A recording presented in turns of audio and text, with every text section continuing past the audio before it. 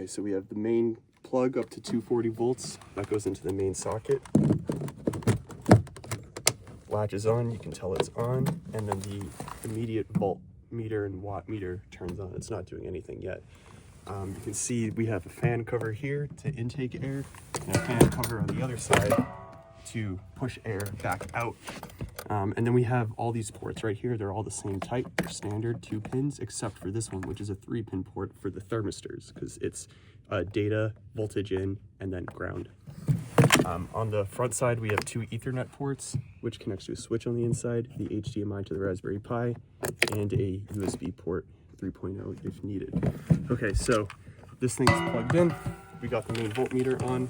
To turn the device on, you have to plug in the emergency stop button, which we have right here, and it is one of those standard plug sizes. I have all these custom plugs that I made. So here's the standard 2-pin one.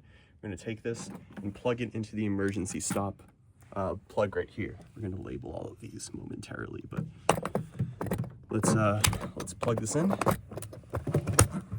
and I'll open it up so you can see what happens. So the moment we engage the emergency stop and pull this up, it'll turn on the main relay right here, which will then power all the different power supplies. So I'm going to do that.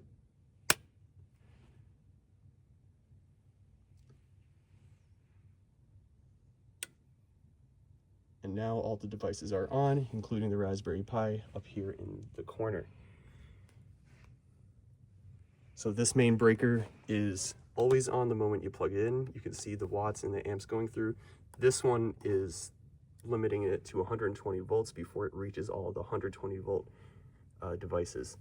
This one does not stop at 120 volts and allows up to 240 because it powers some of the outlets down here. Now, if you look down here at the front of the box, we have these 2 outlets for controlling the pumps on and off, which will always be 120 volts. And then there's this outlet, which right now is reading 120 volts, but can be configured to read 240 if we need to support high wattage load, be it a bunch of 4090s or Bitcoin miners.